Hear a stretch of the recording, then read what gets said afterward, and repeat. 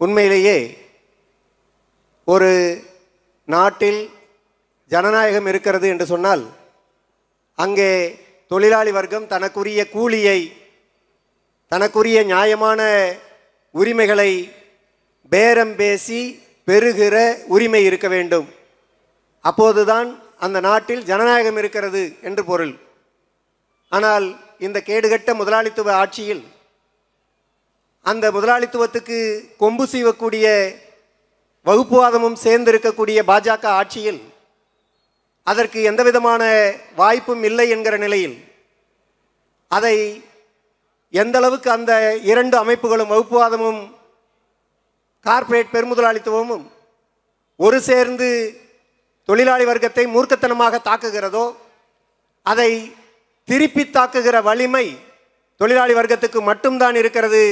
தொழிலாளி வர்க்கம் மட்டும்தான் அத்தகைய போராட்டத்தை வலுவாக நடத்தியிருக்கிறது, வெற்றி பெற்றிருக்கிறது, தொடர்ந்து போராடும், வெற்றி பெறும்.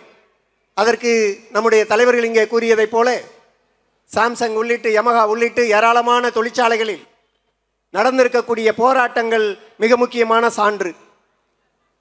எலக்ட்ரிசிட்டி தொழிலாளர்கள் துவங்கி போக்குவரத்து தொழிலாளர்கள் உள்ளிட்டு அங்கன்வாடி ஊழியர்கள், ஆஷா உள்ளிட்டு இன்னும் மக்களை தேடி மருத்துவம் உள்ளிட்ட எண்ணற்ற பெண் தொழிலாளர்கள் தமிழ்நாடு முழுவதும் போர்க்கோளம் கொண்டு மிகப்பெரிய போராட்டத்தை நடத்தியதை தமிழ்நாடு கடந்த 3 ஆண்டுகளில் பார்த்திருக்கிறது என்று சொன்னால் அது செங்கொடி இயக்கம், CITU அது நடத்திய போராட்டத்தின் காரணமாக மட்டும்தான் இந்த செயல்கள் என்பது சாத்தியமானது.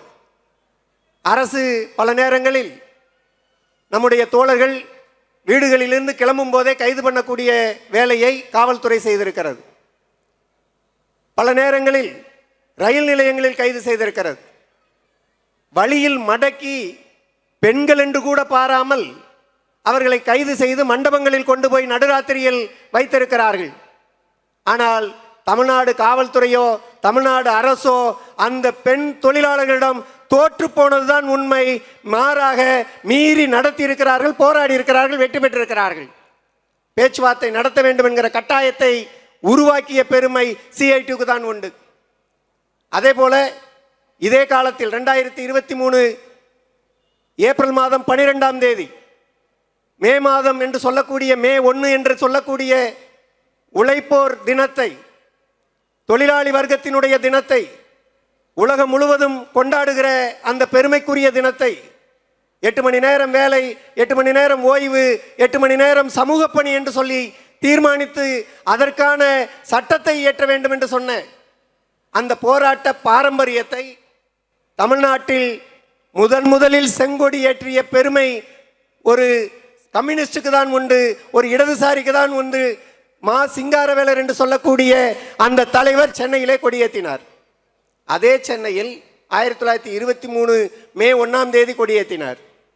அதே சென்னையில் அவர் கொடியேற்றிய அந்த இடத்திலிருந்து 1 கிலோமீட்டர் தொலைவில் இருக்கக்கூடிய சென்னை செஞ்சாஜி கோட்டையில் இருக்கக்கூடிய தமிழ்நாடு அரசு நாங்கள் 8 மணி நேர வேலையை பல மணி நேரம் நீட்டிக்கிறோம், என்ன நேரம் என்று கூட சொல்லலை, 12 மணி நேரம் என்று சொல்லக்கூட இல்லை, அதை நீட்டிக்கிறோம்.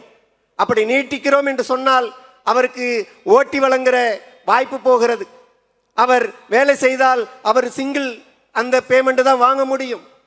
அது உள்ளிட்டு ஏராளமான ஒரு கொடுமை தொழிலாளர்கள் மீது திணிக்கப்பட்ட அந்த சட்டத்தை முன்மொழிந்த போது சட்டமன்றத்தில் இடதுசாரிகள் எதிர்த்தார்கள், வீதியிலே செங்கொடி இயக்கம் எதிர்த்தது, மிகப்பெரிய போராட்டம் நடத்தினோம். கிட்டத்தட்ட ஒரு 20 நாட்களில் சட்டத்தை முன்மொழிந்து எல்லா வேலையும் செய்துவிட்ட தமிழ்நாடு அரசு மே 1ஆம் தேதி தமிழ்நாட்டினுடைய முதலமைச்சர் சொன்னார், அந்த மேதின நினைவு சின்னத்தில் நேப்பியர் பூங்கா என்கிற பூங்காவிற்கு மேதின பூங்கா என்று பெயர் வைத்த கலைஞர் ஆட்சியில் பெயர் வைத்தார்கள். அந்த இடத்தில் தமிழ்நாட்டினுடைய முதலமைச்சர் மலர் வளையம் வைத்து அஞ்சலி செலுத்திவிட்டு அவர் சட்டத்தை திரும்ப பெறுகிறோம் என்று சொன்னார். அப்படி திரும்ப பெற வைக்கக்கூடிய ஒரு செயலை செய்த பெருமை செங்கொடி இயக்கத்திற்கு உண்டு. அதில் ஏராளமான போராட்டங்களை நாம் நடத்தியிருக்கிறோம். இப்படி இந்த காலத்தில் மிகப்பெரிய போராட்டங்களை நடத்திய அந்த பெருமையை நம்முடைய தமிழ்நாடு CITU மாநில மாநாடு அதை மதிப்பீடு செய்திருக்கிறது, பரிசீலனை செய்திருக்கிறது. இன்னும் தொழிலாளி வர்க்கத்தினுடைய செயல்களை எப்படி முன்னெடுக்க முடியும் என்பதற்காக சில திட்டங்களை தீட்டியிருக்கிறது. இந்த மாநாட்டில் 53 தீர்மானங்கள் நிறைவேற்றியிருக்கிறோம். 53 தீர்மானங்களில் சிறப்பு தீவிர திருத்தம் என்று சொல்லுகிற தேர்தல் ஆணையத்தினுடைய பிஜேபியினுடைய நயவஞ்சக கொள்கைக்கு பின்பாட்டு பாடுகிற தேர்தல் ஆணையத்தினுடைய செயலை எதிர்க்கக்கூடிய தீர்மானம் உள்ளிட்டு 4 சட்ட தொகுப்புகளை பிஜேபி அரசாங்கம் திரும்ப பெற வேண்டும் என்பது உள்ளிட்டு ஏராளமான அரசியல் தீர்மானங்களை, குறிப்பாக இந்த கொங்கு மண்டலம், கோவை உள்ளிட்ட இந்த பகுதியில் செயல்பட்டு கொண்டிருக்கிற பஞ்சாலை, தமிழ்நாட்டினுடைய முதலமைச்சர் மோடிக்கு கடிதம் எழுதினார். ட்ரம்ப் சொல்லக்கூடியதற்கும் பதில் சொல்லல. தமிழ்நாட்டினுடைய முதலமைச்சர் எழுதிய கடிதத்திற்கும் இதுவரை மோடி பதில் சொல்லல. ட்ரம்ப் இந்தியா மீது 50% வரியை, இறக்குமதி வரியை விதித்து இந்திய தொழில்களை, இந்திய தொழிலாளர்களை, இந்திய சிறு குறு தொழில் முதலாளிகளை நாசப்படுத்துகிற சட்டத்தை அவர் நாட்டில் அவர் செய்து கொண்டிருக்கிறார். இந்தியாவில் இந்த கொள்கை அமலுக்கு வந்தால் கோவையில் பஞ்சாலை பாதிக்கப்படும், பஞ்சாலையினுடைய உதிரிபாக தொழிற்சாலைகள் பாதிக்கப்படும், கார்மெண்ட் இண்டஸ்ட்ரி பாதிக்கப்படும், பனியன் தொழிற்சாலை பாதிக்கப்படும், இறால் உள்ளிட்ட மீன்பிடி தொழில்கள் பாதிக்கப்படும், மருந்து தொழில்கள் பாதிக்கப்படும், இன்னும் பல்வேறு விதமான தொழில்கள் பாதிக்கப்படும். தமிழ்நாட்டில் மட்டும் 20 லட்சம் பேர் வேலை இழப்பார்கள். இந்த அநியாயத்தை தடுத்து நிறுத்த வேண்டும் என்று சொல்லி தமிழ்நாட்டினுடைய முதலமைச்சர் கடிதம் எழுதினார். ஆனால் மோடி பதிலே சொல்லல. மோடி ட்ரம்ப் மரியாதை செய்தாலும் பதில் சொல்லுவதில்லை, தமிழ்நாட்டினுடைய முதலமைச்சர் சொன்னாலும் பதில் சொல்லுவதில்லை. இது குறித்த தீர்மானத்தை இந்த மாநாடு நிறைவேற்றி இருக்கிறது. கொங்கு மண்டலத்தில் இருக்கக்கூடிய தொழிலையும் பாதுகாக்க வேண்டும், தொழிலாளர்களையும் பாதுகாக்க வேண்டும் என்பது உள்ளிட்டு, குறைந்தபட்சம் ஊதியம் உள்ளிட்டு, போக்குவரத்து, மின்சாரம், ரயில்வே, அங்கன்வாடி, ஆட்டோ உள்ளிட்ட பல்வேறு தொழில் பிரச்சனைகளில் இருக்கக்கூடிய கோரிக்கைகளை முன்வைத்து அதனுடைய பிரச்சனைகளை தீர்ப்பதற்கான வழிவகைகளை குறிப்பிட்டு CITU தீர்மானம் நிறைவேற்றியிருக்கிறது. இந்த தீர்மானங்களை எல்லாம் ஒருமுகப்படுத்தி தமிழ்நாடு முழுவதும் இருக்கக்கூடிய மிக முக்கியமான ஒரு கட்டத்தில் ஜனவரி மாதம் 19ஆம் தேதி துவங்கி, அது மிக முக்கியமான ஒரு தியாகிகள் தினம்.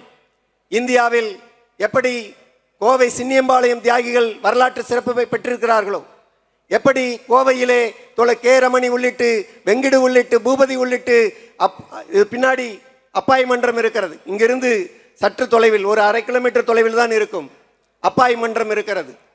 அதே போல அவர் எதற்காக போராடினார்? மில் தொழிலாளி. அவர் 17 வயதில் சுட்டுக் கொல்லப்பட்டவர்.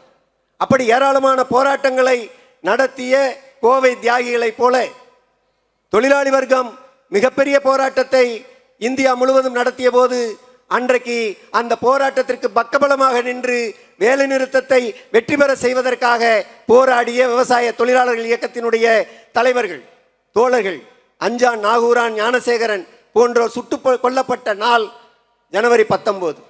விவசாயியாக எம்ஜிஆர் நடித்தார். அவர் ஆட்சிக்கு வந்து விவசாயிகளை சுட்டு கொன்னார்.